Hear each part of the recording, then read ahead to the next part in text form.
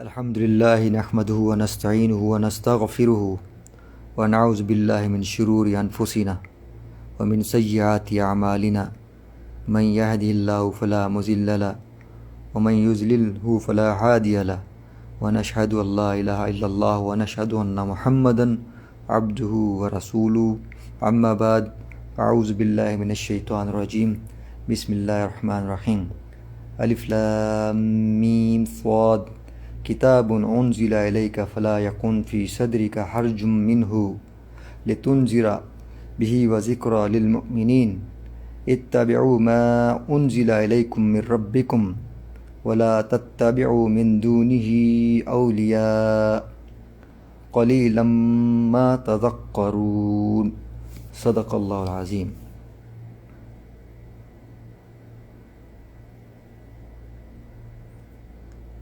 میرے معزز بھائیوں، دوستوں، بزرگوں، میری ماؤں، بہنوں، میں نے ابھی آپ کے سامنے سورۃ اعراف کی پہلی 3 آیات پڑھ کر سنائی۔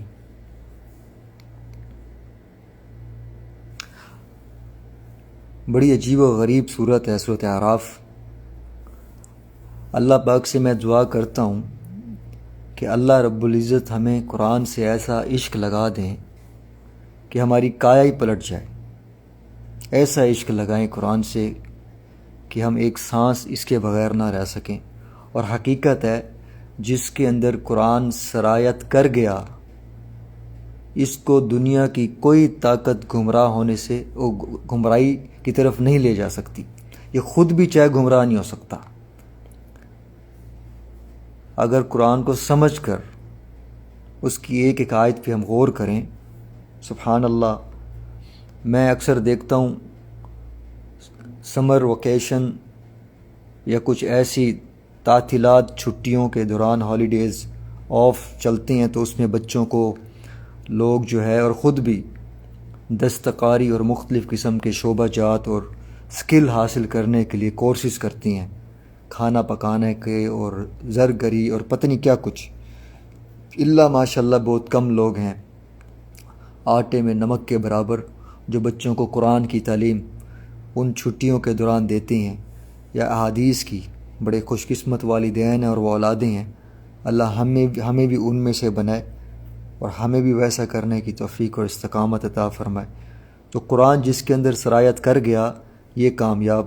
تو ایسے وقت میں جب آپ کے پاس وقت ہو، آپ جیسے باقی چیزیں سیکھتی ہیں، آف کورس آپ کر بھی رہے ہوں گے یا آپ کرتے بھی ہوں گے، میں جانتا ہوں۔ میں لوگوں کو بھی اس کی تلقین کریں کہ بھائی فارغ وقت میں آپ بجائے کوئی فضولیات کسی اور چیز میں اپنے آپ کو کھپانے کے قرآن کی تعلیم لے لیں تفسیر کے ساتھ۔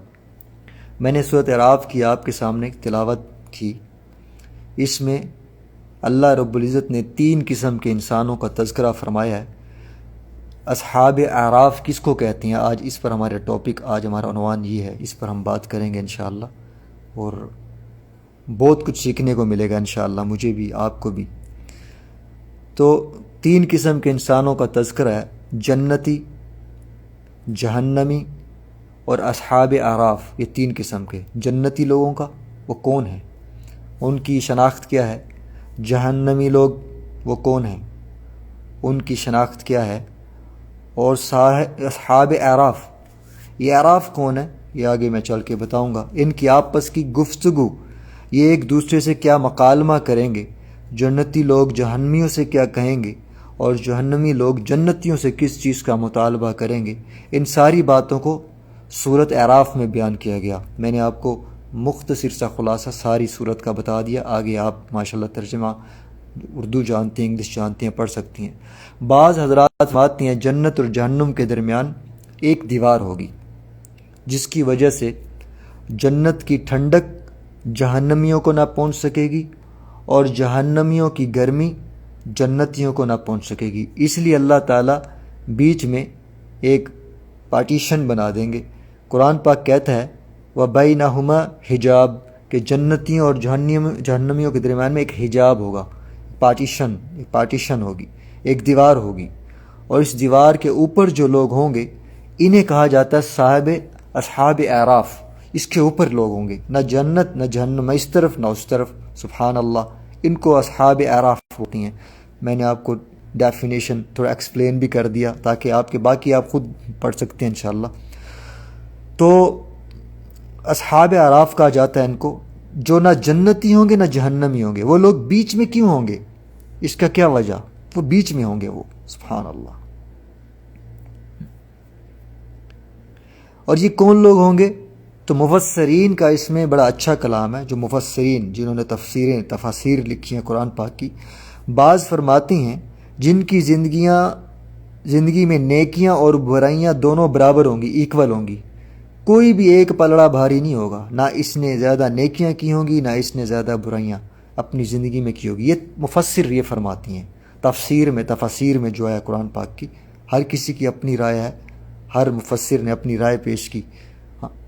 تو جن کے پلڑے میں نیکیاں اور برائیاں برابر سرابر ہوں گی، ان کو اصحاب اعراف کہا جاتا ہے۔ اور وزن برحق ہے، ہمارا ایمان ہے، جس کا پلڑا اعمال کے اعتبار سے بھاری ہوگا وہ کامیاب ہو جائے گا، اس لیے کہ قیامت کے دن وزن کیا جائے گا۔ وزن اہل سنت والجماعت کا یہ متفقہ فیصلہ اور عقیدہ ہے۔ ہم سب اسی جماعت سے بلونگ کرتی ہیں، میں اسی جماعت سے بلونگ کرتا ہوں، اور اسی عقیدے پر ایمان کی اساس اور بنیاد ہے۔ علامہ تفتازانی رحمۃ اللہ علیہ کی ایک کتاب شرح عقائد نام کی ہے، جو مدارس میں بھی مدرسوں میں بھی پڑھائی جاتی ہے، اور اسی طریقے سے جو ہے دوسرے مکاتب میں اور مختلف مدارس میں اس کو پڑھایا جاتا ہے۔ بچپن میں کچھ علماء کرام سے میں نے پوچھا، بچپن میں اس کو پڑھا، اور کچھ علماء کرام سے جن سے میرا جو رابطہ رہتا ہے، تو کیونکہ میں تو عالم نہیں ہوں، غیر عالم ہوں، تو میں یہ باتیں جو سامنے ہیں جو سمجھ میں نہ ہے تو میں ان سے پوچھ لیا کرتا ہوں کہ وہ والی بات نہ ہو جائے نا، کل کوا چلا ہانس کی چال اپنی بھی بھول گیا۔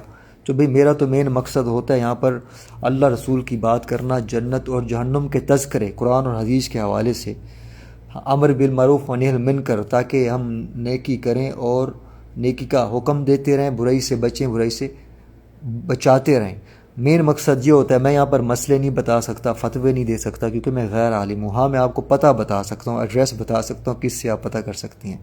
تو کچھ بعض حضرات فرماتے ہیں کہ ہم نے بچپن میں اس کو پڑھا، اپنے دماغوں میں بٹھایا، تو ہمیں بچپن سے اس چیز کا بتایا گیا، جو عالم لوگ ہیں، عالم حضرات جو عالم بنے، کہ قیامت کے دن وزن کیا جانا برحق ہے۔ ہم ان چھوٹی چھوٹی کتابوں کو بھی حقیر نہ سمجھیں۔ چھوٹے چھوٹے جو کتابچے آتی ہیں نا، چھوٹی چھوٹی سی کتابچے آتی ہیں، اکثر لوگ ان کو ایسے رکھ دیتی ہیں، مساجد میں بھی رکھے ہوتے ہیں، ان میں بڑی کام کی باتیں اکثر لکھی ہوتی ہیں۔ وزن برحق ہے، میں وزن کی بات کر رہا ہوں، ہماری سمجھ میں آئے یا نہ آئے۔ اور اب جو ماڈرن ٹیکنالوجی آئی ہے نا، اس سے سمجھنا اور زیادہ آسان ہو گیا ہے وزن کے معاملے میں۔ پہلے تو یہ سوال ہوتا تھا کہ نظر نہ آنے والی چیز کو کیسے ناپا جائے؟ بھئی جو نظر ہی نہیں آ رہی، اعمال نظر آتی ہیں، یار یہ کیا بات ہے؟ آپ نیکیاں کر رہے ہو، وہاں پر آپ کی نیکیاں تولی جائیں گی، گناہ کر رہے ہو، نظر ہی نہیں آ رہے، اس کو کیسے ناپا جائے گا؟ تو ٹیکنالوجی نے اور آسان کر دیا، نظر نہ آنے والی چیز کو کیسے ناپا جائے؟ آج کے دور نے اس کو آسان کر دیا، تھرمامیٹر کے ذریعے نظر نہ آنے والی چیز کو بھی ناپا جاتا ہے۔ اور میں آپ سے پوچھتا ہوں کہ آدمی نے کوئی نماز پڑھی ہے، اس کا خارج میں وجود تو نہیں ہے، ہاں مثال کے طور پہ 20 رکعت تراویح ہے، کیا کوئی بتا سکتا ہے کہ یہ ہے میری تراویح کی 20 رکعت؟ کوئی بتا سکتا ہے؟ آپ نے پڑھ کے گئی، اللہ کے پاس پہنچ گئی، بھئی یہ میں نے کٹی باکس کے اندر میں نے پیک کر کے رکھی ہوئی ہے، اس کو کوئی بتاؤ مجھے، بتا سکتا ہے کوئی؟ ہاں بتاؤ مجھے، ناپا جائے گا۔ تو کوئی کہے کہ جی میں نے آج 10 پاروں کی تلاوت کی ہے، کوئی بتا سکتا ہے کہاں ہے؟ بھئی بتاؤ کدھر کی ہے، کہاں ہے؟ کوئی پھر جمع ہوئی ہے؟ یہ میرے 10 پاروں کی تلاوت ہے، کوئی بتا سکتا ہے؟ میں نے اتنے روپے کی زکوٰۃ ادا کی، وہ یہ ہے صدقہ ادا کیا ہے، اور بتائے کہ یہ میرا صدقہ ہے، لیکن ان سب کو قیامت کے دن ناپا جائے گا۔ اب تو نظر نہیں آ رہی نا ہمیں یہ چیزیں، نیکیاں، یہ قرآن پاک کا پڑھنا، یہ نمازوں کا پڑھنا، یہ سجدے، یہ آپ کے آنسو، اللہ کے ہاں رونا گڑ گڑانا، آپ کی چیریٹیز، آپ کے حج عمرے کرنا، آپ کے لوگوں کو اچھائی کی طرف بلانا، برائی سے بچنا، برائی سے روکنا ہمیں نظر نہیں آ رہا، اس کا وزن ہوگا۔ قرآن پاک کہتا ہے کہ قیامت کے دن اعمال کا وزن کیا جائے گا۔ ہاں، والوزن یومئذ الحق، اللہ اکبر، قیامت کے دن اعمال کا وزن کیا جانا برحق ہے، لیکن سوال یہ ہے وزن کس چیز کا کیا جائے گا؟ تو بعض حضرات فرماتے ہیں وزن اعمال کا ہی ہوگا، اور بعض فرماتے ہیں کہ وزن انسان کے اعمال کا نہیں ہوگا بلکہ اعمال کرنے والے خود انسان کا ہوگا۔ بعض یہ بھی کہتی ہیں انسان دیکھنے میں اب دبلا پتلا ہے لیکن اس کے اعمال مضبوط ہوں گے تو اس کی وجہ سے اس کا پلڑا بھاری ہو جائے گا۔ عبداللہ ابن مسعود رضی اللہ عنہ کی مجھے ایک روایت یاد آ گئی، ان کے بارے میں سب سے پہلے بتا دوں، میں جس شخصیت کے بارے میں بتاتا ہوں نا کوئی، میں ساتھ میں ان کا تھوڑا انٹروڈکشن بھی کروا دیتا ہوں، سننے میں مزہ آتا ہے۔ یہ خلفۂ راشدین کے بعد 5واں نمبر ان کا ہے۔ خلفۂ راشدین ابوبکر رضی اللہ عنہ، عمر فاروق رضی اللہ عنہ، علی رضی اللہ، عثمان غنی رضی اللہ عنہ، علی رضی اللہ عنہ، پھر عبداللہ ابن مسعود رضی اللہ عنہ، ہاں ان کا نمبر آتا ہے۔ بڑے صاحب وقار اور قرآن پاک کے بہت بڑے مفسر، قرآن کا علم کمال کا علم تھا، آپ ان کی بہت عزت کرتے تھے، بہت محبت تھی۔ ہاں، ان کی ایک روایت اکثر میں آپ کو سناتا ہوں، خطبہ کا دوران میں ایسے آپ ان کی باتوں کو سن کر نوٹ کرنے والے تھے، آج ہم بھی حدیث سنتے ہیں ایسے سنتے یہاں سے نکال دیتی ہیں۔ آپ صلی اللہ علیہ وسلم خطبہ دے رہے تھے مسجد نبوی میں، تو لوگ کھڑے ہوئے تھے، تو پچھلے لوگ جب کھڑے ہو نا پیچھے والا مجمع دیکھ نہیں سکتا، تو آپ نے فرمایا اجلسو، بیٹھ جاؤ۔ یہ ابھی مسجد کے باہر تھے جوتیوں کے پاس، آپ ان کی آواز کان میں پڑی، ابھی آپ ان کو دیکھا نہیں، نہ آپ نے ان کو دیکھا، وہیں بیٹھ کے ایسے عمل کرنے والے، ایسے آپ ان کی بات کو ماننے والے، تو سبحان اللہ۔ تو ان کے ایک مجھے واقعہ یاد آ گیا، اس پر دلیل یہ ہے، بخاری شریف، یہ میں آپ کو وزن کی بات کر رہا ہوں، بخاری شریف میں بہت دلچسپ واقعہ ہے۔ حضرت عبداللہ ابن مسعود رضی اللہ عنہ ایک مرتبہ آپ ان کی مسواک توڑنے کے لیے درخت پر چڑھے۔ مسواک تو زمین سے نکالی جاتی ہے نا، لیکن نیم وغیرہ کی مسواک درخت کے اوپر سے نکلتی ہے، باقی جو عام مسواک جو ہوتی ہیں وہ جڑ، پیلو کی جڑ جو ہوتی ہے۔ بہرحال حضرت عبداللہ ابن مسعود رضی اللہ عنہ درخت پر مسواک توڑنے کے لیے چڑھے، تو حضرت عبداللہ ابن مسعود آپ صلی اللہ علیہ وسلم کے خاص خادموں میں سے ہیں، اور اسی طرح حضرت مغیرہ ابن شعبہ، حضرت حذیفہ الیمان، یہ لوگ بھی آپ ان کے خادموں میں سے تھے۔ انس بن مالک رضی اللہ عنہ تو سحر فرست ہیں نا، سحر فرست ہیں، ٹاپ آف دی لسٹ ہیں۔ تو حضرت عبداللہ ابن مسعود رضی اللہ عنہ، ان 4 صحابہ کرام نے حضور اکرم صلی اللہ علیہ وسلم کی بہت خدمت کی ہے۔ آپ ان کے وضو کا پانی اٹھا کر چلنا، آپ ان کی مسواک کو صاف کرنا، آپ ان کے کپڑوں کو اٹھانا، آپ ان کی ضروریات کی چیزوں کو ساتھ لے کر چلنا، یہ سب کام وہ کرتے تھے۔ اور عبداللہ ابن مسعود رضی اللہ عنہ تو وہ صحابی ہیں جو آپ صلی اللہ علیہ وسلم جب جناتوں میں تبلیغ کے لیے تشریف لے گئے تھے، جنات کو تبلیغ کرنے کے لیے، اس موقع پر بھی حضرت عبداللہ ابن مسعود رضی اللہ عنہ ساتھ تھے۔ تو جناتوں کے مطالبے پر آپ صلی اللہ علیہ وسلم ایک جماعت کی شکل میں ان کے درمیان تشریف لے کے گئے۔ یہ میں دلیل کے طور پر یہ واقعہ بتا رہا ہوں آپ کو، اعمال کا وزن کیسے ہے اس پر یہ واقعہ بتا رہا ہوں۔ تو عبداللہ ابن مسعود رضی اللہ عنہ کو آپ نے ساتھ لیا، اصل مقام پر پہنچ کر ایک گول دائرہ کھینچا، اور عبداللہ ابن مسعود رضی اللہ عنہ سے فرمایا، یہ بخاری شریف کی روایت ہے، کہ تمہیں اس میں مت آنا، ہاں تم اس کی تاب نہیں لا سکتے، تم نہیں برداشت کر سکو گے، یہ بیچ میں رہنا، اس دائرے کے بیچ میں رہنا، میں تم کو جہاں ٹھہراتا ہوں وہیں ٹھہرنا۔ خیر عبداللہ ابن مسعود رضی اللہ عنہ مسواک توڑنے کے لیے درخت پر چڑھے، تو عبداللہ ابن مسعود رضی اللہ عنہ کی ٹانگیں بہت پتلی تھی، پتلے دبلے سے تھے، صحابہ بہت پتلے دبلے سے تھے، بہت پتلے دبلے سے تھے صحابہ، سبحان اللہ، لیکن ان کے اعمال کا وزن اللہ اکبر، احد پہاڑ سے بھی زیادہ، سکے سکے سے ہوتے تھے صحابہ، اللہ اکبر، اللہ اکبر۔ کیا اس ایسے واقعات سے کون کون سی احادیث اور واقعات میرے دماغ میں دوڑنے لگتے ہیں، وقت نہیں ہوتا میں آپ کو سناؤں، اتنا مزہ آتا ہے یقین کریں۔ خیر یہ جب مسواک توڑنے کے لیے چڑھے نا، تو عبداللہ ابن مسعود رضی اللہ عنہ کی ٹانگیں بہت پتلی تھی، پیر بہت پتلے تھے، تو صحابہ کرام رضی اللہ عنہ اجمعین بھی وہاں جمع تھے۔ یہ جنات والا واقعہ الگ ہے، اور میں جو واقعہ نقل کر رہا ہوں وہ الگ ہے، یہ پہلے میں بتا دوں، جنات کا الگ واقعہ ہے۔ تو جب صحابہ کرام نے عبداللہ ابن مسعود رضی اللہ عنہ کی ٹانگوں کو پتلی پتلی دیکھا تو ہنس پڑے ہیں کہ کتنی پتلی پتلی ٹانگیں ہیں، کتنے باریک باریک پیر ہیں۔ تو آپ صلی اللہ علیہ وسلم نے دیکھا اور آپ صلی اللہ علیہ وسلم سمجھ گئے کہ صحابہ کرام کیوں ہنس رہے ہیں۔ آپ صلی اللہ علیہ وسلم نے فرمایا کہ عبداللہ ابن مسعود رضی اللہ عنہ کہ ان دو ٹانگوں کا وزن قیامت کے دن پوری امت کے اعمال میں سب سے زیادہ وزن دار ہوگا۔ میں آپ کو وزن پہ دلیل دے رہا ہوں، اعمال کا وزن کیسے کیا جائے گا۔ میری بات کو نوٹ کیجئے گا، آپ صاحب عشق لوگ ہیں، اللہ سے اور نبی سے عشق کرنے والے ہیں۔ میں اللہ سے دعا کرتا ہوں تو اللہ عاشقوں کو لے آؤ، خدا کی قسم ہے۔ ہاں، اور آپ کی ہی اخلاص سے اللہ مجھے بھی اپنا عاشق بنا دے، آمین ثم آمین۔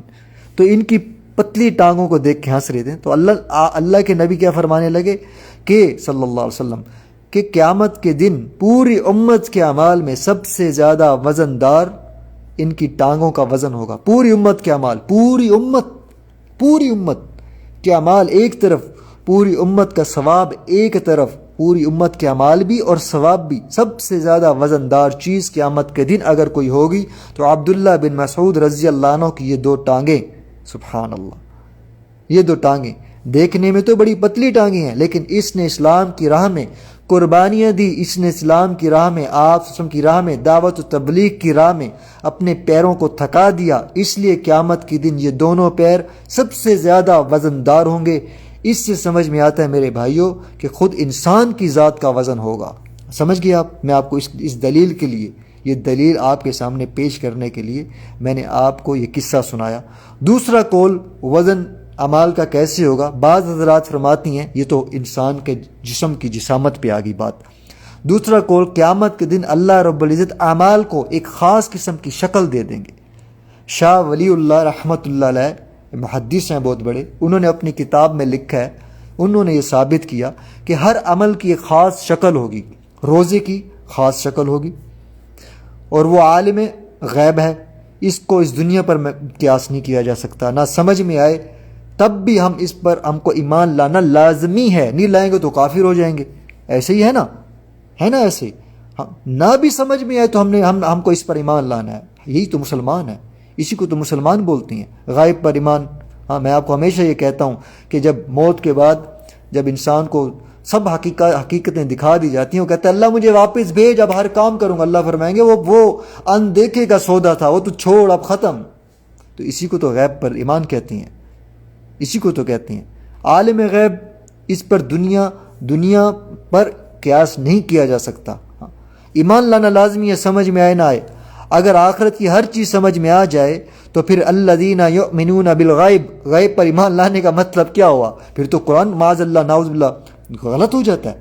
یعنی معاذ اللہ نعوذ ہم کہیں گے جی قرآن میں بات غلط لکھی ہے، ہاں تو غیب پر ایمان لانا لازمی ہے، ایسی ہوئی نہ بات۔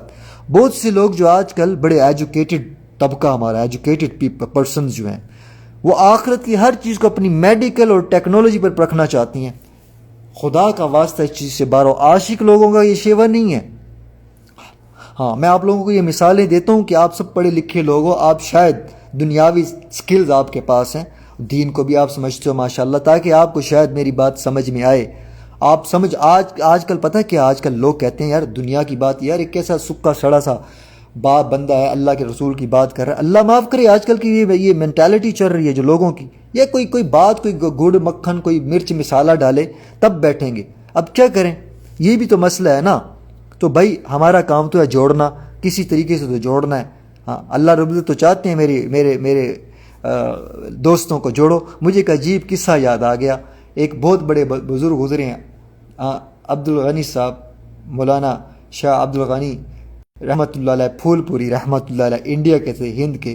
تو ان سے یہ قصہ میں کتاب میں پڑھ رہا تھا، تو وہ اپنے شیخ کے بارے میں شاید یہ قصہ بتا رہے تھے کہ ان کے شیخ فرما رہے تھے اپنے شیخ سے، اپنے استاد محترم سے، کہ میں بیانات کی وجہ سے رات کو 12 بجے تک دعوت و تبلیغ اللہ رسول کی بات آواز لگانا، بڑے بڑے مجمع ان کے اس میں ہوتا تھا جس میں بیانات چلتے تھے، میں جو ہے رات کی تہجد میری قضا ہو جاتی ہے، میری تہجد چلی جاتی ہے۔ تہجد پر بھی دیکھیں اللہ والے کتنے افسردہ ہوتے تھے، ہاں، جو کہ فرض نہیں ہے لیکن پڑھو تو کیا ہی بات ہے۔ تو ان کے استاد محترم ان کو فرمایا کرتے تھے، فرمایا جو میں کتاب میں پڑھ رہا تھا کہ بھئی ایک والد کے دو بیٹی ہوں، ایک پاؤں دبا رہا ہو اور دوسرا اپنے والد کے دوسرے بچوں کو ڈھونڈنے کے لیے نکلا ہو جو کھو گئے ہوں، گم گئے ہوں، تو والد کی نظر میں سب سے زیادہ رتبہ کس کا ہوگا؟ بتاؤ بھئی، پاؤں دبانے والے کا ہوگا جو ساتھ میں بیٹھ کے پاؤں دبا رہا ہے، یا وہ جو ابا کے باقی چند بچے کھو گئے ہیں، گم گئے ہیں، اپنے ابا سے دور ہو گئے ہیں، ان کو ملانے کے لیے ڈھونڈتا پھر رہا ہو ایک ایک جگہ سے، کس کو وہاں سے پکڑ رہا ہے، کسی کو وہاں سے پکڑ رہا ہے؟ کیا ہی شان ہے، کیسی عجیب بات کی انہوں نے، مجھے بہت مزہ آیا بات پڑھ کے، یقین میں تو بار بار پڑھتا گیا اس بات کو۔ ہاں، تو دعوت کا کام ایسی ہے کہ آپ اللہ کے روٹوں کو اللہ سے ملا رہے ہو، سبحان اللہ۔ تو بات چل رہی تھی اعمال کے وزن کی، تو آج کا طبقہ ہر چیز کو جو ہے، آخرت کی ہر چیز کو میڈیکل اور ٹیکنالوجی پر پرکھنا چاہتا ہے۔ ذرا بے وقوفی کی یعنی یہ ذرا بے وقوفی کی بات ہے نا، اس لیے کہ یہ سب غیب کی خبریں ہیں۔ میں ان لوگوں سے پہلا سوال کرتا ہوں جو یہ پوچھتی ہیں کہ علماء کرام سے پوچھتی ہیں قبر میں عذاب ہوگا، یہ سمجھ میں نہیں آتا، ملائکہ ہیں یہ سمجھ میں نہیں آتا۔ اللہ معاف کرے، آج ان میں سے ایک طبقہ دہریہ اسلام سے چلا گیا، ختم ہو چکے۔ کل امریکہ سے میرے ایک بہت ہی مربی ہیں ہمارے مولانا ڈاکٹر عبد الماجد صاحب، تو شکاگو سے انہوں نے مجھے کال کی، عجیب رو رہے تھے بیچارے، عالم بھی ہیں اور سائنٹسٹ بھی ہیں، وہ عالم بھی اور سائنٹسٹ بھی، سبحان اللہ، عالم بعد میں بنے، تو وہ مجھے جس کو اللہ پاک چن لے، تو کہہ رہے تھے کہ آصف بھائی عجیب یہاں پر ماحول چل پڑا ہے، ہر گھر کے اندر دوسرا تیسرا بچہ بچی اسلام سے منکر ہو رہے ہیں، دہریے اسلام سے نکل رہے ہیں، خارج ہو رہے ہیں۔ گھر آتی ہیں وہ بڑے پیار سے کہتے ہیں کہ we don't believe in Islam, we don't believe in Islam, آرام سے۔ اور وہاں پر سختی اتنی ہے، وہاں پر آزادی ہے، کیونکہ آزادی ہے وہاں پر، آپ بچے کو مار بھی نہیں سکتے ہیں، پاکستان انڈیا تو ہے نہیں، بچے کی بات ماننی ہے، تو وہاں پہ اب کتنی سخت، اسلام سے چلا گیا، اس نے بولا میں اسلام کو مانتا نہیں ہوں، یہ مر گیا تو اسلام سے گیا، کافر مر گیا۔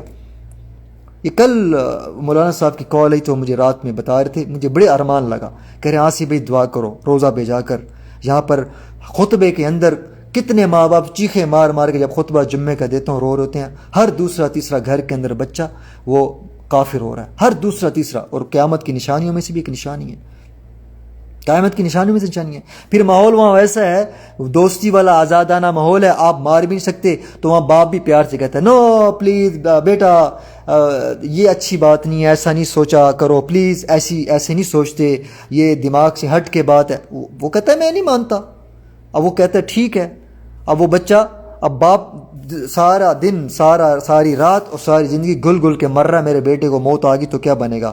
تو باپ سے پوچھ ہوگی نہیں ہوگی؟ یہ ڈالرز کے چکر، پاؤنڈز کے چکر، یورو کے چکر، سانو امریکہ پسند ہے، سانو کینیڈا پسند ہے، سانو کرنسی چاہیے گی، اسی ہجرت کیتی ہے دنیا کمان لئی۔ وہ لوگ کہتی ہیں ہجرت کر جاؤ، ہجرت کر جاؤ، تو کیا مسلمان ملک ختم ہو گئے تھے، صفحہ ہستی سے مٹ گئے تھے کہ سعودیہ نہیں ہے؟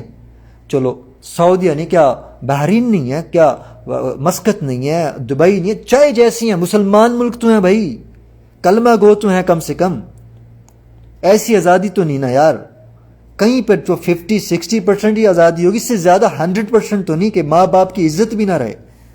تو میں اب اس پہ زیادہ بحث نہیں کرنا چاہتا، بہرحال ان کی کال پہ مجھے بڑی تکلیف ہوئی۔ ہاں وہ مجھے کہہ رہے تھے کہ ہمارے محلے کے اندر کتنے بچے کافر ہو چکے ہیں، اور 25% بتا رہے تھے ہمارے ایریا میں بچے کافر ہو چکے ہیں، 25% مسلمز، ٹوٹل کمیونٹی مسلمز کی 25% ان کی اولادیں کافر ہو چکی ہیں۔ بہت خطرناک بات ہے، آنے والا ماحول تو اس سے خطرناک ہے۔ خدا کے لیے رخ مسلمان ملکوں کی طرف کرو یار، اللہ رسول کا واسطہ ہے بھائی، اللہ رسول کا واسطہ ہے یار۔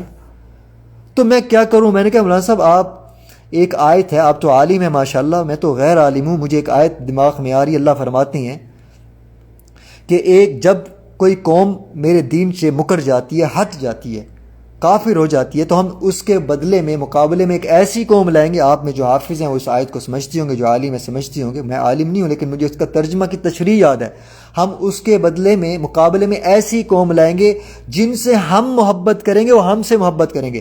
اپنی محبت کو اللہ نے مقدم رکھا، یعنی ہم لا رہے ہیں بھائی، آپ کسی کے مقابلے میں کوئی بندہ لاؤ گے تو وہ آپ کی مرضی سے آئے گا نا، اپنی مرضی سے نہیں آئے گا، آپ جب لاؤ گے تو آپ اس کو کتنی ہر چیز کا خیال کرو گے نہیں کرو گے؟ میں نے کہا مولانا صاحب اس ٹاپک پہ آپ اس جمعے پہ آپ خطبہ دیجیے گا، اس میں قصہ بھی بتا دیجیے گا۔ ایک لڑکی میرے ہاتھوں مسلمان ہوئی، انڈیا کی پنڈت کی بیٹی، میں اکثر آپ کو بتا چکا ہوں، پنڈت کی بیٹی ہندو گھرانے میں پیدا ہوئی، ہندوستان کے اندر اس نے کلمہ پڑھا، 2 سال اس کی میں نے نکاح یہاں پر ایک حافظ لڑکے کے ساتھ مدینہ منورہ میں کروایا۔ اس نے کہا آپ میرے سرپرست، جہاں کہیں گے میں شادی کروں گی۔ کہاں؟ اس لڑکی کی عمر کتنی تھی؟ 20 21 22 سال۔ جس لڑکے سے کروائی، طلاق اس کی کوئی آپس میں طلاق ہو گئی تھی، 2 بچے، اور اس کی خود کی عمر 42 40 41 سال۔ اس لڑکی نے بولا مدینہ قربان، میرے ماں باپ قربان اس مذہب اسلام پر، مدینہ پر اور مکہ کی زندگی پر، میں اپنے ماں باپ کو، اپنے کنبے کو، خاندان کو قربان کرتی ہوں، آپ میرا نکاح کرواؤ۔ میں ہی گواہ تھا، نکاح ایک بہت بڑے عالم، مدینہ کے عالم نے فون پر نکاح کروایا۔ ابھی 3 ہفتے میں وہ لڑکی آئی ہے یہاں پر، اس کا شوہر لے آیا، کسی طریقے سے اس کو ہم لے آیا الحمدللہ۔ اس لڑکی نے مجھے فون کیا، خانہ کعبہ میں حتیم میں بیٹھ کے میں وہاں بات کرتا تھا 5 6 گھنٹے، پتہ نہیں کہاں کس کو بات ٹچ کر جائے یار، ہم نہیں جانتے۔ آپ کی بات، آپ جتنے گندے ہو خدا کے لیے اللہ رسول کی بات پہنچاتے جاؤ، کیا پتہ کس کو کون سی بات کلک کر جائے، وہ اللہ کا ولی اور ولیہ بن جائے۔ اتنا رو کے سسکیاں لے کے اس کے شوہر نے بولا، یہ شوہر فون کر کے کہتے کیا یار ولیہ تو نے مجھے دی ہے، وہ کہتی ہے ولی تو نے مجھے دیا، سبحان اللہ سبحان اللہ۔ ابھی وہ لڑکی مدینہ منورہ میں ہے۔ تو میں نے کہا مولانا صاحب مجھے یہ یاد آ رہی ہے، یہ آیت یاد آ رہی ہے، اللہ سچوں کے سچے، صدق اللہ العظیم، اللہ فرما رہے ہیں کہ جو قوم مرتد ہوگی اس کی جگہ ہم ایسے شخص کو، ایسی قوم کو لائیں گے جس سے ہم محبت کر دیں گے، وہ ہم سے محبت۔ تو اس کا مطلب ہے جو دین میں داخل ہو رہے ہیں اللہ ان کو لا رہے ہیں نا، آف کورس اللہ ان سے محبت کرتی ہیں اور یہ اللہ سے محبت کرتی ہیں۔ ایسی عاشقہ ہے وہ لڑکی، تہجد نہیں چھوڑتی، وہ جب رونا شروع کرتی ہے تو انتہا کر دیتی ہے۔ ہندو کے گھر میں پیدا ہوئی، پنڈت کی بیٹی، کوئی سوچ سکتا ہے؟ تو مولانا صاحب بہت خوش ہو گئے، اتنا خوش ہو گئے کہ میں آپ کو بیان نہیں کر سکتا۔ کہتے ہیں آصف بھائی آپ نے دل خوش کر دیا، وہ 25% کی میری جو غم تھا نا وہ خوشی میں بدل گیا۔ میں نے کہا یہ آپ خطبہ چلائیے گا، اس بہن کا بھی آپ ذکر کر دیجیے گا، کوئی مجھے میری طرف سے اجازت ہے۔ تو اللہ رب العزت کا کیا بات ہے یار، اللہ ہمیں اپنا عشق لگا دے، اللہ ہمیں اپنا عشق لگا دے۔ تو لوگ علماء کرام سے پوچھتی ہیں کہ قبر میں عذاب ہوگا، یہ بات یہاں سے چلی تھی نا کہ ابھی لوگ انکار کر کر کے کافر ہوئے جا رہے، یہاں سے بات چلی تھی، ہے نا، یہاں سے بات۔ تو کہتے ہیں قبر میں عذاب ہوگا، ہمیں سمجھ میں نہیں آتے، فرشتے سمجھ میں نہیں آتے۔ تو دیکھیے قیامت کے دن یہ سب ہوگا، اور سنو ہمارے اندر ایک روح ہے جس بل بوتے پر ہم قائم ہیں۔ بتاؤ یہ بھی کبھی نظر آئی ہے؟ سول بولتے ہو نا آپ انگلش میں، یہ کبھی نظر آئی ہے؟ اس کا وجود دکھاؤ مجھے، جسم تو نظر آتا ہے، کبھی نظر آئی ہے یہ آپ کو؟ ہاں، پہلے یہ ثابت کر کے بتاؤ، یہ ہمارا چیلنج ہے اور قیامت تک کا چیلنج ہے، کوئی یہ ثابت کر دے کہ روح کیا چیز ہے۔ باقی بعد میں فرشتے نظر آتی ہیں، عذاب قبر کا، یہ بعد میں، لیکن اس کو ہر ایک مانتا ہے۔ قرآن پاک نے خاموش کر دیا، ہاں، کہ کہہ دو کہ روح تمہاری سمجھ میں آنے والی بات نہیں۔ یہ قرآن پاک فرما رہا ہے، اللہ پاک فرما رہا ہے قرآن میں، کہہ دو کہ روح تمہاری سمجھ میں آنے والی بات نہیں۔ یہ تو میرے رب کا آرڈر کا نام ہے، رب کا حکم ہوتا ہے تو 3-4 مہینے بعد روح بچے کے اندر پھونکی جاتی ہے، اور رب کا آرڈر ہوتا ہے تو اس کو کھینچ لیا جاتا ہے۔ تو بہت سے لوگوں نے یہ بات کہی کہ اعمال کو مستقل ایک شکل دی جائے گی، اس کو تولا جائے گا۔ چنانچہ روایت میں آتا ہے جب آدمی کو دفن کیا جاتا ہے اور اگر وہ مومن ہے تو نماز ایک طرف آ کر کھڑی ہو جاتی ہے، تو روایت سب پڑھتے ہوں گے نا۔ اب جی نماز کی شکل ہوئی نہ ہوئی، اعمال کی شکل ہو گئی نا، بتاؤ کوئی تو ہو آپ کو انسیت دینے والا قبر میں یار، کوئی تو ہو۔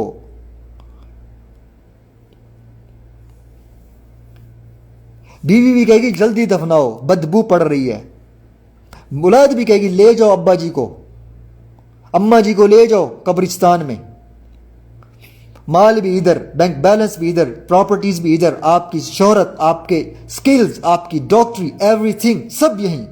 کیا گیا آپ کے ساتھ؟ اعمال، ان کو شکل دی جائے گی۔ کوئی تو ہو دل بہلانے والا، کوئی تو ہو نا۔ پتہ نہیں کب قیامت آئے گی، کتنا عرصہ وہاں پہ پڑے رہیں گے، تو کوئی تو ہو۔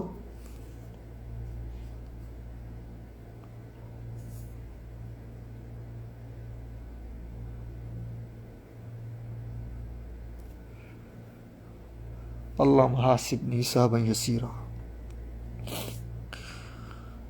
تو نماز ایک طرف آ کے کھڑی ہوتی ہے اور روزہ ایک طرف سے آ کر کھڑا ہوتا ہے اور تلاوت ایک طرف سے کھڑی ہو جاتی ہے۔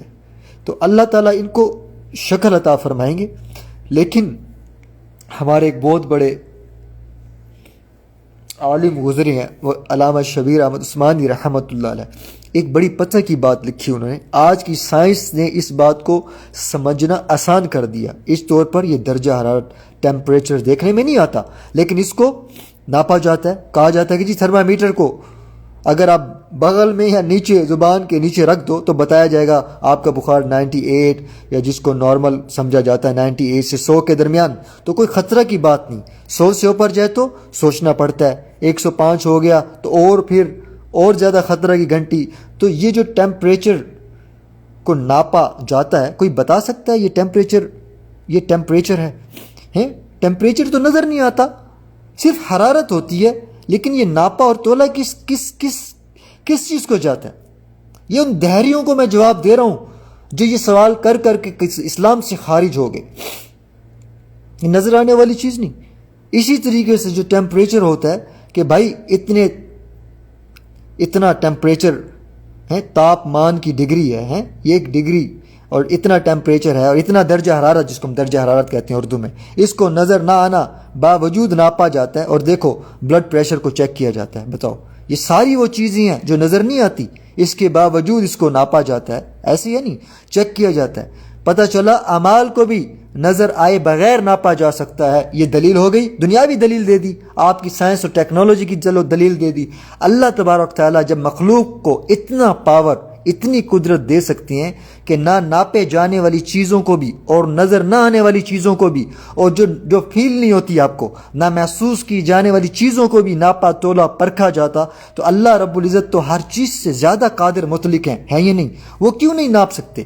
بہرحال قیامت کے دن ایک تو وہ لوگ ہوں گے جن کے اعمال کا پلڑا بھاری ہوگا، اور ایسے لوگ ہی کامیاب ہیں۔ 30ویں پارہ میں اللہ رب العزت نے ارشاد فرمایا، اور دیکھو دنیا میں بھی وزن کرنے کے پلڑے الگ الگ ہوتے ہیں۔ ہاں، ہمارے بزرگوں نے مثال دی، ہر ایک چیز کا وزن الگ مشین پر کیا جاتا ہے۔ سونے کا وزن الگ مشین پر ہے نا، اس کی مشین الگ ہوتی ہے، آپ 1 کلو 2 کلو والی مشین میں نہیں تول سکتے۔ اناج اور غلے کا وزن الگ مشین پر، وہ سونے والی اس پر نہیں تول سکتے۔ لوہے کو ناپنا اور تولنے کے لیے الگ مشین ہے۔ تو پتہ چلا اعمال کے لیے بھی الگ اللہ تعالیٰ نے کوئی الگ مشین رکھی ہوئی ہے۔ یہ تو بات یہ ہوگی۔ اب اعراف کون لوگ ہوں گے؟ میں آپ سے عرض کر رہا تھا میرے عزیزوں دوستوں، میری ماؤں بہنوں، اعراف پر یعنی جنت اور جہنم کے درمیان میں جو پارٹیشن ہے نا، جو پارٹیشن کی دیوار ہے، اس پر وہ لوگ ہوں گے جن کی نیکیاں اور برائیاں برابر سرابر ہے، ایکول ہیں۔ نہ نیکیوں کا پلڑا بھاری، نہ ہی برائیوں کا پلڑا بھاری۔ اور اللہ تعالیٰ کے یہاں تو انصاف ہے، آف کورس انصاف ہے۔ اللہ تعالیٰ ایسے لوگوں کو جہنم میں بھی داخل نہیں فرمائیں گے، اس لیے کہ برائیوں کا پلڑا بھی بھاری نہیں ہے۔ یہ میرے رب کی شان دیکھیں آپ، رحمت دیکھیں۔ لہٰذا ان کو درمیان میں رکھا جائے گا، ان کو جنت کی ٹھنڈی ہوائیں پہنچتی رہیں گی۔ ہاں، اور یہ اصحاب اعراف جہنمیوں کے عذاب میں اضافہ کرنے کے لیے وہاں رکھے جائیں گے۔ اب یہ بات بھی نوٹ کریں، اضافہ کرنے کے لیے۔ میں آپ کو قرآن مجید سمجھا رہا ہوں۔ قرآن مجید فرماتا ہے کہ یہ جہنم کی جو پارٹیشن کی دیوار پر جو لوگ ہوں گے نا، وہ جہنمیوں کی طرف جھانک کر کہیں گے کہ تم نے دنیا میں جو مال دولت اکٹھی کر رکھی تھی، بڑے بڑے عہدے تم نے جمع کر رکھے تھے، اپنے بزنس کو جو ڈیولپ کیا تھا، سودی کاروبار کیا تھا، بینک کی نوکریاں کی تھی، فراڈ کیے تھے، چوریاں کی تھی، چکاریاں کی تھی، لوگوں کی زمینیں ماری تھی، حق مارے تھے، بڑی بڑی فیکٹریاں اس پر لگائی ظلم کے ساتھ، تم نے اتنے اکاؤنٹ جمع کیے، تم تو بہت اترا کر چلتے تھے، وہ سب کہاں ہیں؟ ہاں، کوئی تکلیف میں ہو نا، تکلیف میں اس کو کوئی کہے آ رہا مزہ، یعنی اس کو جلانے کے لیے اس کو تکلیف اور بڑھ جاتی ہے، بھلے ہلکی بھی ہو۔ تو یہ ان کی تکلیف بڑھانے کے لیے صاحب اعراف ہیں۔ اللہ اکبر، کیا جہنم کے میں حالات پڑھتا ہوں، آپ یقین کریں اکثر میں رات کو اٹھ کے بیٹھ جاتا ہوں۔ مرنا تو سب نے ہے، اندھیرے میں آپ ایک دم آنکھ کھلے نا اندھیرا ہو، اللہ وہ خوف، اس خوف کو کبھی مجھ سے نہ ہٹائے۔ ہم سب کو ایسا خوف دے اور اس خوف کو اللہ مجھ سے کبھی بھی نہ ہٹائے، کبھی۔ آمین، آپ سب آمین بولے۔ یہ ایسا خوف ہے جو بھٹکنے سے خدا کی قسم بچاتا ہے. مجھے نہیں پتا کس کی دعا ہے، خدا کی قسم ہے. مزے کی زندگی ہو، آپ کے منہ میں جو ہے بریانی اور مرغ مسلم آپ کے منہ میں جا رہا ہو، یہ خیال صرف آ جانا آپ کے کھانے کو، اچھی خاصی بریانی کو بنے ہوئے بے ذائقہ کر دیتا ہے. یقین کریں، اس کو کہتی ہیں کہ لذتوں کو توڑ دینے والی موت کو کثرت سے یاد کرو تاکہ تم گناہوں کے قریب مت جاؤ.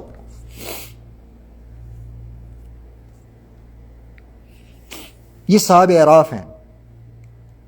تو اس طرح سوالات کر کے ان کے عذاب زیادہ دینے لگیں گے، یعنی احساس زیادہ دلاؤ.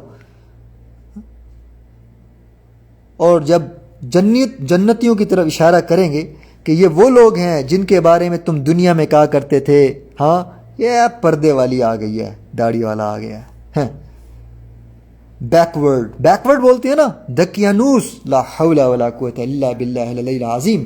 اور عجیب و غریب کے القاب، شریعت کا مذاق. خدا کا واسطہ ایسے لوگوں سے دوستی مت رکھو. اگر رشتہ داری بھی ہے، ملنا جلنا کم کر دو، ورنہ ان جیسے ہو جاؤ گے. میں دلیل کے ساتھ آپ کو قرآن اور حدیث کے ساتھ یہ بتا سکتا ہوں، ان جیسے ہو جاؤ گے ورنہ. کیونکہ اللہ پاک کی لعنت کے مستحق، میں نے کیا کہا تھا، لعنت کی کیا ڈیفینیشن بتائی تھی، جو اللہ کی رحمت سے دور ہو. تو ایسے لوگوں کے ساتھ بیٹھنا، خدا نخواستہ جو اللہ کی لعنت سے دور ہے، کچھ بھی اس پہ اٹیک کر سکتے ہیں. تو رگڑے گے نہیں رگڑے گے. لوگ کہتے ہیں جی ہاں رشتہ داری ہے، کیا کرے، مجبوری ہے. کاش رب کو پہچانتے ہم. اللہ والے وہ ہیں جو کسی کی لان تان ملامتوں کو، وہ چھوٹی ملامت بڑی ملامت کو نہیں دیکھتے. اللہ کا حکم جہاں پر ہو، وہ کہتے ہیں توڑو، توڑتے ہو، رشتہ دار خفا ہوتے ہو، خفا ہو. ہمیں جو اللہ نے حکم دیا ہم تو اس پر چلیں گے.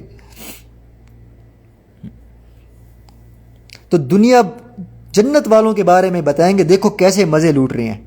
یہ دیکھو جن کا تم مذاق اڑاتے تھے، پردے والوں کا مذاق. شرعی کسی کے گھر میں شرعی پردہ شروع ہو گیا، پورے علاقے میں مشہور، بڑے وڈے آئے مولوی شرعی پردہ کر رہے ہیں. تو دونوں کو نشانیوں سے پہچانیں گے. یعرفون کلن بسیماہم، یعنی اصحاب اعراف جنتیوں اور جہنمیوں کو چند مخصوص نشانیوں سے پہچانیں گے اور اس طرح کے سوالات کریں گے. پھر جنتی حضرات کو اللہ تعالیٰ ایک خاص قسم کا اختیار دیں گے. اب دیکھیے، یقین کریں کسی دن انشاءاللہ پکا تذکرہ جنت پہ کریں گے، شوق پیدا ہو، آمین. اور جہنم کا بھی کریں گے انشاءاللہ. جنتی حضرات جہنمیوں سے بات کریں گے، جنتی بھی کریں گے. یہ اختیار اللہ کی طرف سے ہوگا، اللہ نے دیا ہوگا.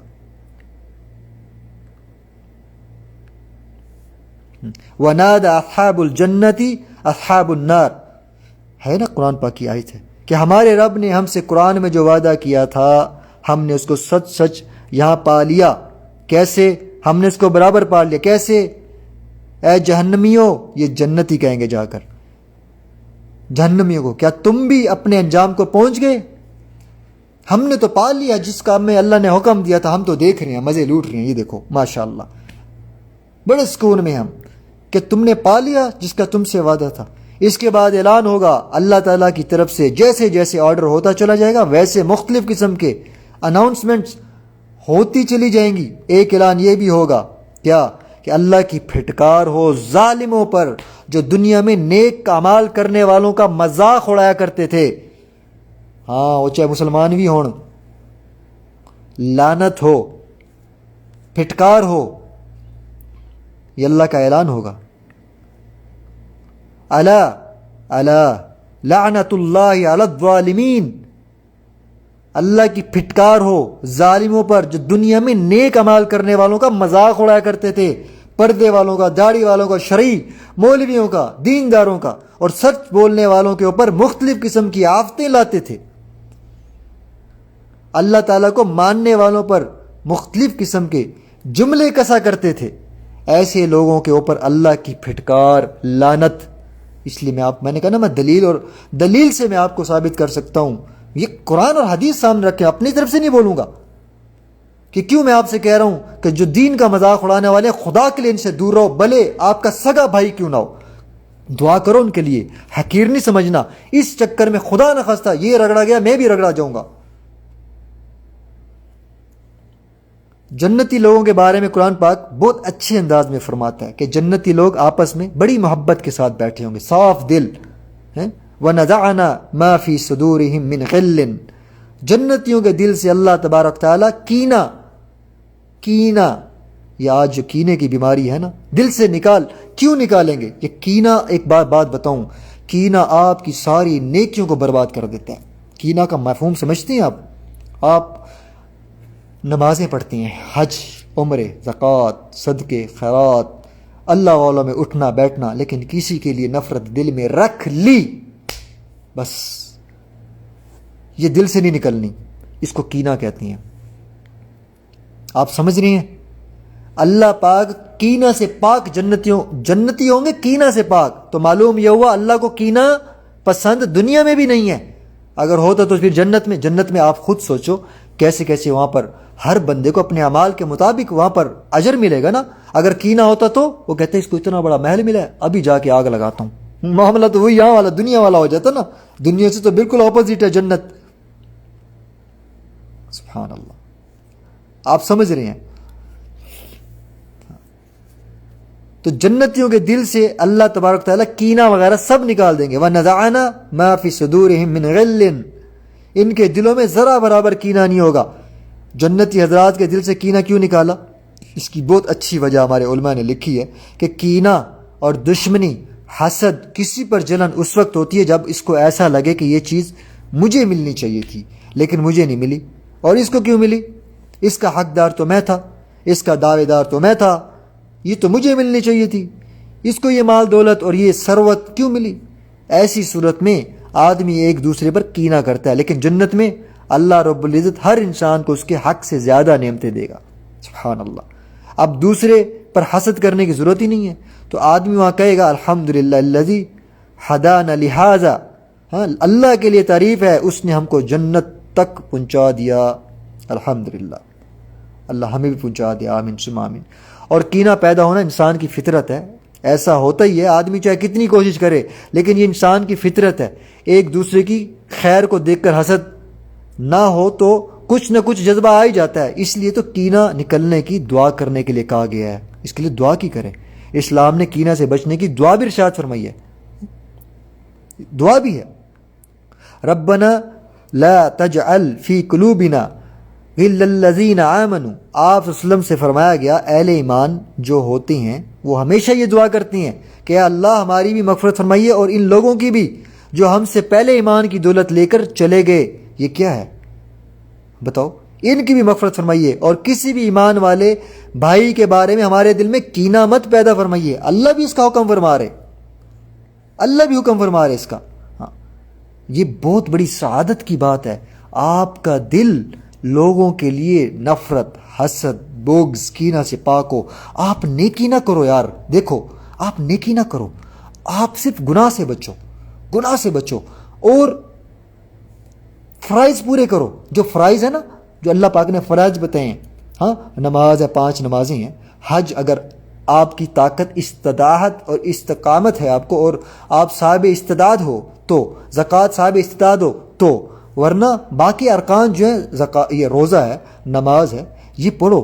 ہاں، آپ صرف یہ عمل کر لو اور دل کو کینے سے پاک کرو، آپ سب سے بڑے ولی ہو، آپ اللہ کی نظر میں بہت محبوب ہو، کیونکہ اللہ پاک نے اپنی عیال کو، اپنی مخلوق کو عیال، اپنی فیملی کہا ہے۔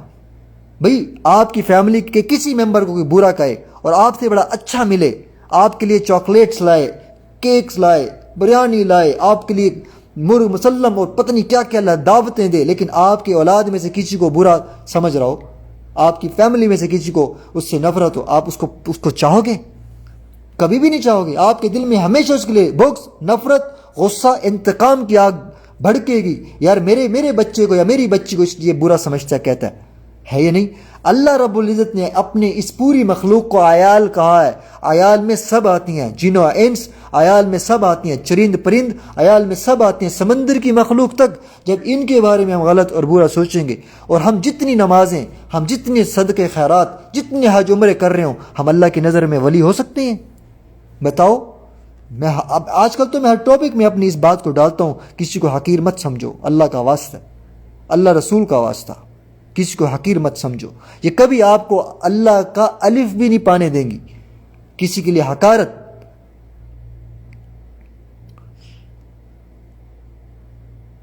تو میرے بھائیوں، میری بہنوں، جنتی حضرات کے دل سے بالکل کینہ نکال دیا جائے گا۔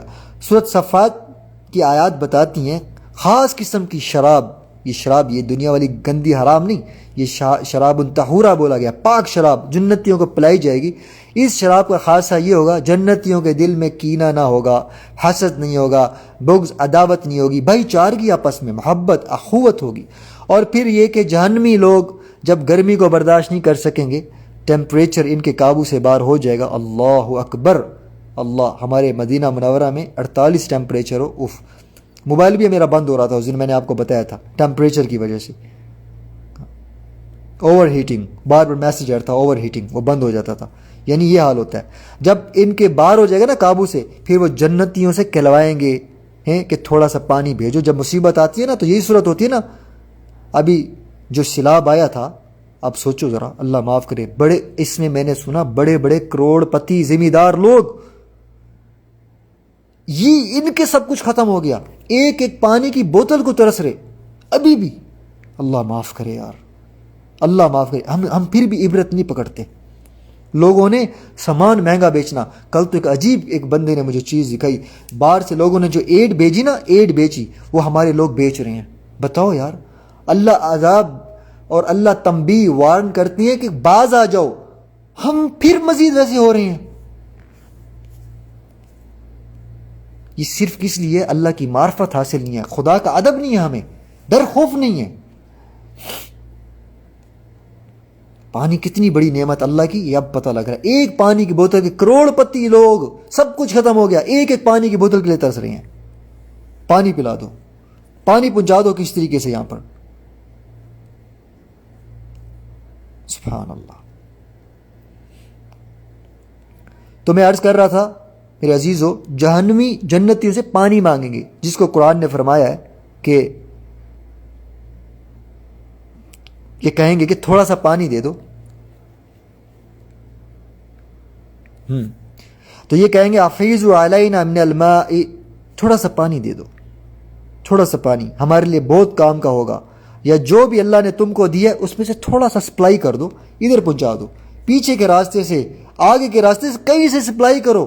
جنتی لوگ اس وقت کیا کہیں گے؟ ہاں، اللہ تعالیٰ نے جنت کی کوئی چیز بھی تمہارے لیے حلال نہیں کی۔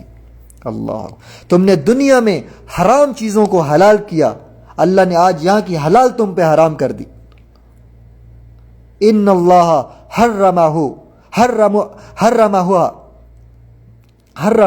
حرمہما علی الکافرین، اللہ تعالیٰ نے جنت کی کوئی بھی چیز تمہارے لیے حلال نہیں کی، تم نے دنیا ہی میں جنت کے مزے لوٹ لیے۔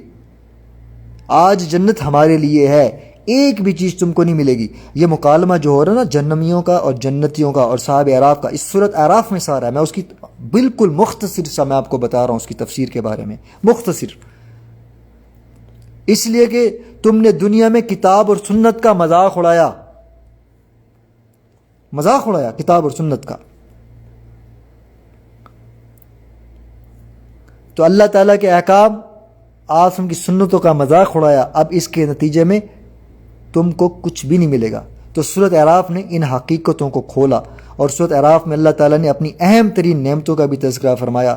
اسی طریقے سے سورۃ اعراف میں اللہ تعالیٰ کی طرف سے انسان پر کی جانے والی سب سے بڑی نعمت جو لباس کی شکل میں ہوگی، اس کو بھی اللہ رب العزت نے ارشاد فرمایا۔ میں پانی سے مجھے یاد آیا، پانی کے بغیر آپ جانتے ہیں زندگی گزر ہی نہیں سکتی، آدمی بھوکا رہ سکتا ہے لیکن پیاسا نہیں رہ سکتا۔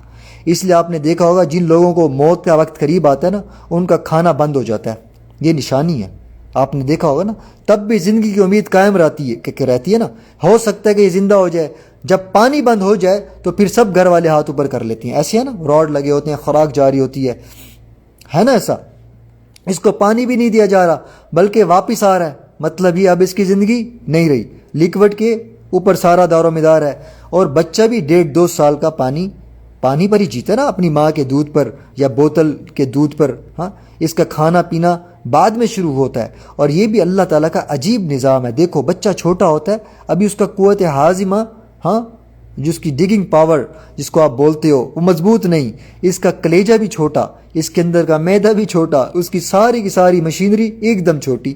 ہاں، اس لیے اللہ تعالیٰ انسان کو بچپن میں دانت دیتے ہی نہیں. اللہ کتنے کریم ہے یار، ان چیزوں کو سوچا کرے نا آپ. اللہ کی قدرت سے آپ کو اللہ سے عشق ہو جائے گا یار. ابھی دانت دیں گے تو آپ ایسی غذائیں بھی چبایا جائے گا جس کو وہ ننھا سا چھوٹا سا قوت ہاضمہ برداشت نہیں کر پائے گا. ویسے بھی آج کل کی جو مائیں ہیں بچوں کو دودھ پلانا عیب سمجھتی ہیں، اللہ معاف کرے. پیدا ہوتے ہی عجیب و غریب بسکٹس اور پتہ نہیں کیا کیا، اللہ معاف کرے یار. تو ان کو سمجھنا چاہیے، چیزیں ہضم نہیں کر پائے گا. بچے کی مشین تھوڑی مضبوط ہونے لگتی ہے، اس کو اس اعتبار سے ہلکی غذا دیں. اب تو اپنا دودھ بھی نہیں پلاتی. ہاں، اکثریت عورتوں کی جو بریسٹ کینسر میں مبتلا ہے، ڈاکٹرز نے اس کا تجزیہ کیا جو اپنے بچوں کو دودھ نہیں پلاتی. 2-2.5 سال تک کا عرصہ لازمی. تو اس لیے دیکھیں، انسان کو زندگی میں 2 دفعہ دانت دیے جاتے ہیں، اور وہ اس کی قوت ہاضمہ کے اعتبار سے دیے جاتی ہیں. شروع میں اس کو ہلکی غذا چبانا، لہٰذا اس کو دانت بھی ہلکے، اور جب اس کی عمر ذرا پختہ ہونے لگتی ہے ذرا مضبوط دانت دیے جاتے ہیں تاکہ اس غذا کو اچھی طرح چبا سکے. جس طرح آپ نے دیکھا ہوگا کہ یہ جو گرائنڈرز جو ہوتی ہیں، یہ مکسر جو ہوتی ہیں، اس میں الگ الگ قسم کی جو ہے چھریاں ہوتی ہیں نا. اگر سیب کا جوس بنانا ہو تو الگ قسم کی چھری، قیمہ بنانا ہو الگ قسم کی، اگر جس قسم کا جوس اس قسم کی وہ کپ سائیک ہوتا ہے نا نیچے وہ لگا. قیمہ بنانا ہو اور ہم جو ہے جوس والی چھری کا استعمال کریں تو ہماری عقل کی اچھی خاصی داد دی جائے گی. آپ بڑے عقل مند لوگ ہیں میرے بھائیوں. اس صورت میں ہمیں عقل مند نہیں بلکہ باولا کہا جائے گا، پاگل ہوگا. دیکھ، قیمے والے مشین پہ جوسر کو وہ لگایا ہوا، الگ الگ چھریاں. تو کہ بھائی اس فروٹ کے لیے الگ چھری ہے اور اس فروٹ کے لیے الگ چھری ہے. اگر آم کا جوس ہے اس کے لیے الگ، تو سبحان اللہ. اورنج کیا اس کے لیے الگ. گوشت بنانا ہے سبحان اللہ اس کے لیے الگ. تو اللہ رب العزت نے انسان کے دانت کو بھی اسی طرح 2 قسموں میں بنایا. میں مثال بھی دے دیتا ہوں. بچہ جب چھوٹا ہوتا ہے اس قابل نہیں ہوتا کہ مضبوط غذاؤں کو ہضم کر سکے، اسی لیے اس کے دانت بالکل ہلکے پھلکے اور ددیارے دانت، تاکہ وہ تھوڑی مضبوط غذاؤں کو بھی ہضم کرے.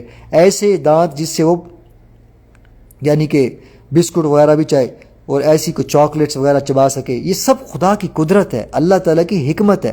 گوشت اس کی ماں اس کو دیتی ہے لیکن ذرا مسل کر بہت زیادہ کوٹ پیس کر دیتی ہے تاکہ تب جا کر وہ بیچارہ تھوڑا تھوڑا کھانے لگتا ہے. اس لیے تو دعاؤں میں بھی تقسیم کی جاتی ہے. دواؤں میں میڈیسن 2 سال سے کم کا بچہ ہو تو انڈر 2 ایئرس کو اتنی ڈوز لکھا ہوتا نا اور 2 سال کے بچے کو اتنی ایڈلٹس ہو تو اس کو اتنا دیا جاتا ہے. یہ سب اللہ پاک کی مشینریز ہیں. اور کبھی اور اللہ تعالیٰ نے اس قسم کی مشینری بنائی ہے، اور خدا کی مشینری کبھی فیل نہیں ہو سکتی اور نہ کبھی اس کی مشینری میں خرابی آ سکتی ہے. پہلے تو یہ ذہن میں رکھیں. لباس کے 2 مقصد مقصد اللہ پاک نے، اس کے بعد لباس کی بات آتی ہے. اسی میں اسلام کا پورا نظام سمجھ آتا ہے جو قرآن پاک میں بیان کیا گیا. لباس کا مقصد جو کہ آج ہم بھول چکے ہیں. ہم لباس کیوں پہنتی ہیں اس کو بھی اسلام بیان کرتا ہے. ہم لوگ تو صرف کپڑوں کو زیب اور زینت ہی سمجھتے ہیں نا. ہم لوگ کپڑوں کو صرف اپنے بدن کی خوبصورتی کے لیے سمجھتے ہیں. قرآن نے لباس کا مقصد بیان کیا ہے کہ ہم اس سے تمہارا ستر چھپاتی ہیں. خدا کے لیے مقصد سامنے رکھو. آج ایسے لباس لوگ پہنتے ہیں کہ وہ لباس پہن کے بھی ننگے نظر آتے ہیں کیونکہ مقصد بھولے ہوئے ہیں. اس لیے بزرگوں نے لکھا ہے ایسی شرٹ پینٹ پہن کر نماز پڑھنا مکروہ ہے، تحریمی ہے، جس سے آدمی کے بدن کے اعضاء کی رکوع اور سجدہ میں شکل نظر آئے. یہاں پر اللہ معاف کرے نماز پڑھتے ہوئے انڈر ویئر نظر آ رہے ہوتے ہیں جینس کے. میں پچھلی صف میں اگلی صف میں کوئی کھڑا ہے وہ رکوع میں سجدے میں جائے گا، انڈر ویئر نظر ظاہری بات ہے آنکھ پڑتی ہے اگلے بندے پر. تو بتاؤ نہ اس کی نماز باقی نہ میری نماز کا الگ نقصان. تو لباس تو مقصد تھا اپنے ستر کو چھپانا. ہمیں تو یہ بھی نہیں پتا ستر کیا ہے اور ستر کہاں سے کہاں تک ہے، عورت کا کیا مرد کا کیا. چاہے عضو نظر نہ آئے، پارٹ آف دی باڈی یہ ڈکلیئر ہو جائے، یہ نظر آ گیا تو آپ کے تو لباس کا مقصد فوت ہو گیا.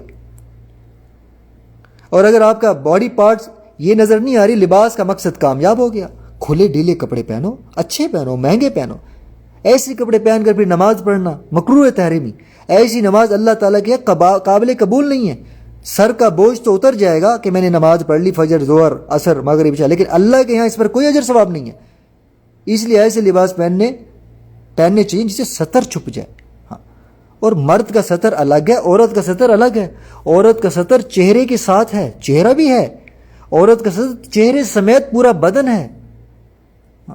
یہ فتنوں کا دورہ. وہ عورتیں چھوڑ دیں جو منہ کو کھلا کر کے آگے ابائی پہن کے پھر رہی ہوتی ہیں. آپ کا چہرہ تو عکاسی کرتا ہے، پورا باڈی کا آپ کا فوٹو اسٹیٹ نکال کر لے آتا ہے. پھر پیچھے پڑے ہوتی ہیں لوگ، اور پھر عورتیں یہ بھی تنگ ہوتی ہیں، ہم نے تو پردہ کیا ہوتا، پردہ پورا تھا.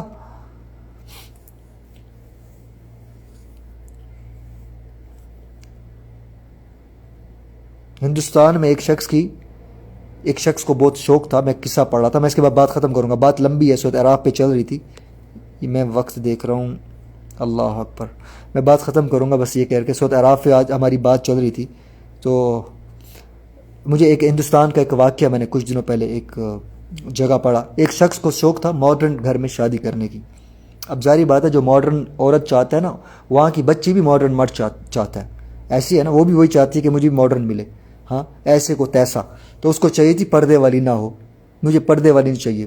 خیر بڑا اس نے تگ و دو کر کے اور کوششیں اور پاپڑ بیل کے لڑکی مل گئی جی اس کو، جی خاندان سے باہر یا کہیں بھی بغیر پردے کے، بڑی ماڈ اسکاٹ اور بڑے جی ہپی بالوں والی بڑی جناب جی دوشیزہ. اس نے شادی کر لی. تو وہ کسی انڈیا میں کسی شہر میں کسی پہاڑی علاقے میں ہنی مون کے لیے لے کر گیا. تو رات کا وقت تھا، دونوں چلتے ہوئے، دونوں نے لباس بھی ایک جیسا پہنا ہوا تھا، پینٹ شرٹ جینس شینس فل ٹائم. یو ماحول ماشاء اللہ تبارک اللہ، معاف کرے ہو، یو ماحول بتاتے ہو نا آپ اس کو، یو ماحول. ہاں تو کچھ وہاں پر بدماش، کچھ اوباش قسم کے لوگ، لفنگے اچکے تھے. تو انہوں نے دیکھ لیا. یہ اب اتنا پلوان تو تھا نہیں، اس کی پلوانی بس موڈ اسکوٹ تک چلتی تھی کہ مجھے اس نے پلوانی وہیں پر دکھی کہ مجھے تو ایسی لڑکی چاہیے. انہوں نے اس کو پکڑ کے دو نے باندھا اور مارا خوب. اس کے سامنے اس کی بیوی کی عزت لوٹی. بتاؤ کیا عزت رہ گئی؟ جو پردے کو غلط کہتی ہیں، ہاں کیا عزت رہے گی اس کی موڈ اسکوٹی کی، اور اس کی بھی موڈ اسکوٹی کی. اس کو بھی ویسا موڈ اسکوٹ چاہیے تھا جس کا ایمان بھی اتنا گیا، جس کا ایمان ہی اسٹرانگ نہیں ہے، وہ کسی سے لڑے گا کیا؟ میں اس لیے کہتا ہوں آپ سے، اکثر میں اپنی کوٹیشنز میں بھی لکھتا ہوں، جو اللہ اور رسول کا وفادار نہیں ہے وہ آپ کا وفادار نہیں ہو سکتا. لب لو تسی وفاداری، پوری دنیا کھوج مارو. اللہ پاک مجھے آپ کو ہم سب کو جو پڑھا سنا اس پہ عمل کی توفیق عطا فرمائے، اور اللہ ہم سب کو اپنے مقربین اور اپنے متقی نیک اور اعمال صالح کرنے والے لوگوں میں ہمارا حشر کرے. ان میں سے ہمیں چن لے، ان میں سے ہمیں بنا لے. ہم سب کی جو اللہ پاک جو لغزشیں ہیں، ہم سب سے اللہ جو غلط اعمال ہوئے آپ سب سے واقف ہیں، آپ کو سب کا علم ہے مالک. ہم سب پر نادم ہیں، ہم شرمندہ ہیں اللہ، ہم شرمندہ ہیں، ہم دل سے شرمندہ ہیں اللہ. آپ تو 70 ماؤں سے زیادہ محبت کرتے ہیں میرے مالک، میرے پیارے رب، میرے سونے رب. آپ اتنے پیارے ہیں، آپ اتنے پیارے ہیں. ہماری ماں ہم اگر گند میں ہوں ہمیں فوری کھینچ لے اور ہمیں پاک صاف کرے، بھلے ایک ہاتھ لگا بھی دے، پاک صاف کرے گی، ہمیں کھانا بھی کھلائے گی، ہمیں دل سے لگائے گی. آپ کے بارے میں اللہ ہم نے سنا ہے آپ 70 ماؤں سے زیادہ محبت کرتے ہیں. اللہ پوری دنیا ہمیں ٹھکرا دے پرواہ نہیں، پوری دنیا ٹھکرا دے پرواہ نہیں، اللہ آپ ہمیں مت ٹھکرائیے گا یا اللہ. ہمارا آپ کے علاوہ کوئی نہیں، آپ ہمارے سب کچھ ہیں، ہمارے رب ہیں اللہ.